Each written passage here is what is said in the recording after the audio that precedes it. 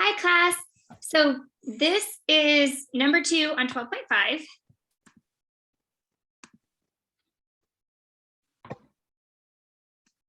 Here's the problem. Baseball regression line prediction. Suppose the regression line for the number of runs scored in a season, y, is given by this equation where x is the team's batting average. So that's something that we're going to have to be paying attention to. You know, if they give us a number that, and they say, this is our batting average, then we know we need to plug that number in for x.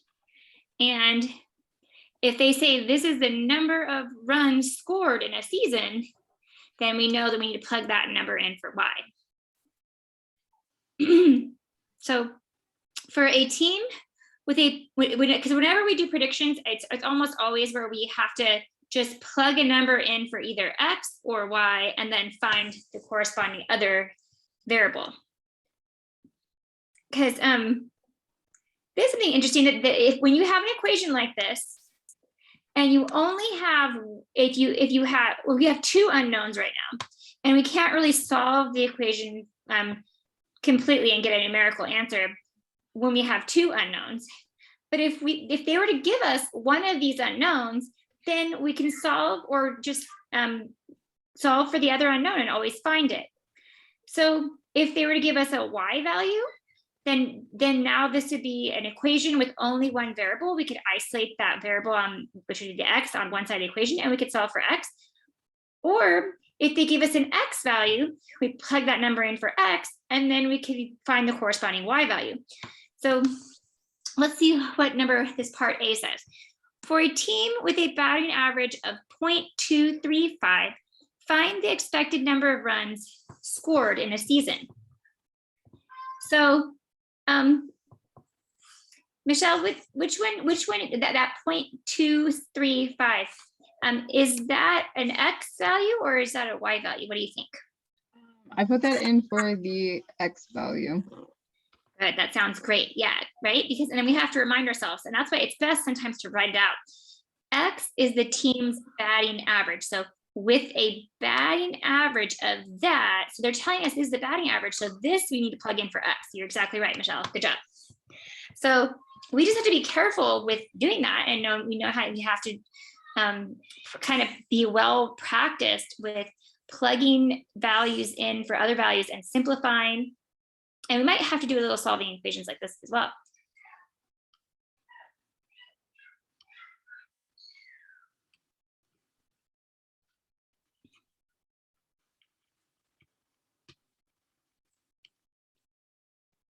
Okay, so I'm just going to rewrite the equation. Y equals -610 plus 4,500 and then times x. And so she said this 0.235 is a batting average, and we said the batting average is an x value. So we plug in this value 0.235 in for x. And I rewrite everything else in the equation the same. I'm just replacing the x with the number. And whenever you substitute anything into an equation or replace a number for a letter, you always want to put it in parentheses. You don't always need the parentheses, but half the time you do. And so when you do need the parentheses, then it's really important. See, here, if we didn't put in parentheses, then we just have two numbers, next to each other, and we'd be asking or scratching our heads, what do we do with the 0.235 and the 5,400? Do we multiply those? Do we add those? What do we do with those? So the parentheses make it more clear. Hopefully you guys remember that when you have a number in parentheses next to another number, that means multiplication. So we will multiply those two numbers. So let me just do that on the side here. I have a calculator out. I have a lot of other windows, but I'll just clear out all these. And then so I'm going to put in this 5400. And before I even do that, Michelle, what do we see? It's -610 plus 5,400 times 0.235. What do we do first? They're telling us, hey, multiply those two numbers together, but then they're also saying we need to add this negative 610. What do we do first? Do we add the negative 610 or do we multiply by 0.235? Yeah, you multiply 5,400 by 0.235. Good. And it's just as a reminder, right? This is PEMDAS, or please excuse my dear Aunt Sally. And really, they should have done it more like this, because the parentheses are your top priority. And there's nothing really inside parentheses. What they mean is if there's any operation like addition, subtraction inside the parentheses, then you would do that first. But really, these parentheses are here just as they're not really part of this parentheses group.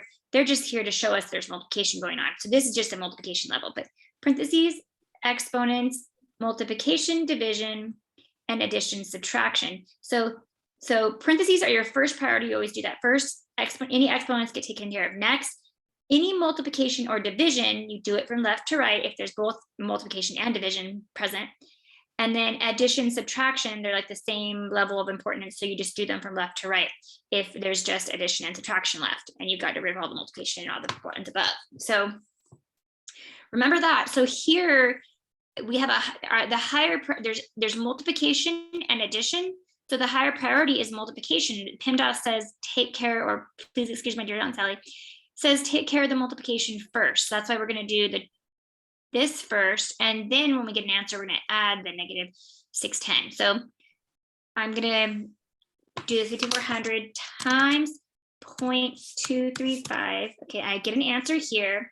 So next, I'm going to take what I could do. I could put this in parentheses using class calc. I can put it in parentheses, or you could just press enter in your calculator, TI-84. That way they know that you wanted that answer. And then now we can add the negative. And I don't know if this will be a negative. I don't know if that's the right way to put in a negative here. The negative 610. And it looks like it did it, right? Okay, yeah. Add the negative 610. When it has like that type of setup, I usually put plus parentheses negative 610. Okay, yeah, you could do that too. And it looks like it took care of it. It Yeah. understood it for this. Sometimes you could do that too. Well, I think some calculators, you could put it in exactly as you see it, and sometimes it will do the order of operations for you. So like, I wonder if it would do it like negative 610 plus 5,400 times 0.235. I wonder, oh yeah, it gives us the same answer. So if we just put it in exactly as we originally saw it, it'll also do it. But it's because this calculator is a really smart calculator, and it knows to do the multiplication first, then the addition there. So, but I would not assume for my own self, I never assume the calculator will do it for me, because there's some calculators that will not do it for you. So that's why I always just, I ignore the calculator or its abilities, and I just I follow order operations. But this one happens to do it. So 659, that's the number we want. So that is the given, that's the y value. So y equals 659. That's when, so let's write it out. When x was equal to 0.235, then y was equal to 659. So that's the answer we should get here, 69. Yep, and it says round your answer to the nearest whole number. And yep, I guess, oh yeah, it was already a whole number, so we're good. Yay, that's the first part. Okay, so do you have any questions about how to do this part? No, the question was for section B. Okay, all right. Now here's B, if we expect the number of runs scored in a season to be 420, then what is the assumed team's batting average? So it's really important to decide. They gave you a number, and they're asking for a team's batting average, which is this. We have to remind ourselves, team's batting average, is that an X or a Y? Yeah, and that's what I forgot to write down. Was I wrote down what X was, but then I forgot to write down what Y was. So I was like, wait, how do I get that answer? I just had to do that. That's okay. So here they say, what is the assumed batting average? So let's just focus on, is the team's batting average, is that now, do you know, is it an X value or a Y value? Yeah, so I have it written down as X is the team's batting average and Y is the number of runs. Good. So this is the X then that they're asking for, right? Yeah. So in this problem and the other problem, where'd it go? We end up having, the final statement was Y equals something. Well, with this other problem, we want our final statement to be X is equal to something, because X is what we're trying to find, right? Mhm. And then also they say, if we can expect the number of runs scored in a season to be 420. So what is, when they give us 420, is that an X value or a Y value? That's the Y value. That's the Y value. So this is, so you see how this is exactly kind of opposite of the of part A, that, the first one, which is the easier one, we were given X, so we plugged a number in for X, and then we just simplified and it gave us a value for Y. This one is switched. So now we plug in for Y, and we're gonna have to do a little bit more work, but we're gonna find the X. Yeah. So let's go down to, let's rewrite the equation again. Y equals negative 610 plus 5400 X. 0.235. No, it would just be X. Oh, thank you. Thank you. Thank you. What am I doing? I'm thinking something else. You know what I'm thinking? I'm thinking that even some calculators might even solve this problem for you. Oh. I'm curious. I want to try just to put it into the calculator. If we can make you guys' life easier and you don't even have to solve this, what? Well, wouldn't you want to write 500 where your Y is, or 420? I mean. Yep, exactly. That's exactly what we're going to do. We plug the 420 in for Y. And now we just have to figure out, well, what is that X that corresponds to 420Y? And if we can solve this, and we will solve this, but I'm just curious, there might be a calculator that will do this for you already. I'm sure there probably is, but if it will, we'll show you that afterwards. Okay. But let's say we don't have a calculator that does it. So how do we solve for X? Yeah, add the 610 to both sides to clear it. Yep. So this is, we're solving this equation, or means we're trying to get X isolated by itself. So the first step is to isolate the X term by itself. So the way algebra works is I have to do the equal and opposite operation on both sides of the equal sign. So I do, and I see I have negative 610 on this side. So if I want to make this 610 disappear, I have to make it equal up to 0. And if I have negative 610, if I add 610, then that will be 0. And then I'll be left with just the other term here on the left-hand side. So I get 1030 and equals 5,400 and for X, and then divide the 5,400 out. Excellent. And now whenever we have this circumstance where we have a number times a variable is equal to some other number, whenever we just have it memorized what to do at this point, we always just divide by, this is called the coefficient, the number in front of the X on both sides. And this may be weird, that we're taking a small number and dividing by a larger number, but that it's okay. It's just a fraction and it'll be a decimal answer. So now we can just find that answer over here. 1030 divided by 5,400. So 1030 divided by 5400, and that's 0.1907. So let's see. Oh, where did our problem go, huh? 0.907. 0.1907, okay.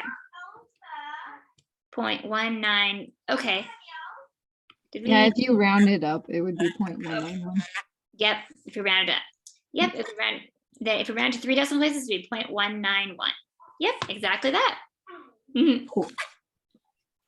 What questions do you have about this one? So as you were explaining, like you just have to plug in for the X and the Y, like right at the beginning, I was like, oh, duh. That my question was the second portion. I was like, how do I put this number in? Because I don't know why, but when I think of the slope formula, I don't think of the Y equals a part of like that whole thing. I don't know why. I just like, all I think about is the MX and the B. I never think about the Y being an actual variable in the whole equation. I have no idea why. But as soon as you said that, I was like, oh, duh. Like that completely answered my question. So I got that part of it. No, But it's okay. I feel like we don't need, there's so much in algebra when we're in algebra, we're so focused on the M and we're so focused on this, that when we're like graphing and doing stuff, we completely forget about the Y, like it's not even there, right? You know, so Right, that's why, yeah. I can totally see why you have that mindset. It makes sense. Yeah, well, and then like having the little hat above the Y kind of was just like, well, I don't know if that's still like the Y hat, like because they have like in the notes at least it was the mean or something with the Y, like he has it written down as like the Y with a little hat over it, and I was like, I don't know. That is. You know, it makes it a little bit weirder, huh? Yeah, I was just like, is this still just the Y and the X and the Y? But I guess maybe. I believe I have to look at that up, the notation for the Y again, but I think it just means predicted, the predicted Y. Oh, okay. I'm yeah, that's probably what it is. He probably goes over that. Okay, so my second question is on number 4. I don't know if you want to record a separate one or Okay. I'm gonna go really fast. I'm gonna see if the class calculator can solve oh from yeah. here. So see how we had 420 equals, we had this equation. I wonder if it'll solve it and find the X automatically for us. I'm just curious. Just so that you guys would have that option if you wanted.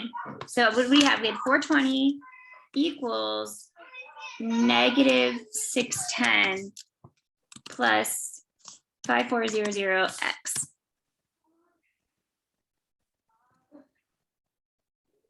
I don't see that it did anything for me. I'm thinking it might have graphed the answer.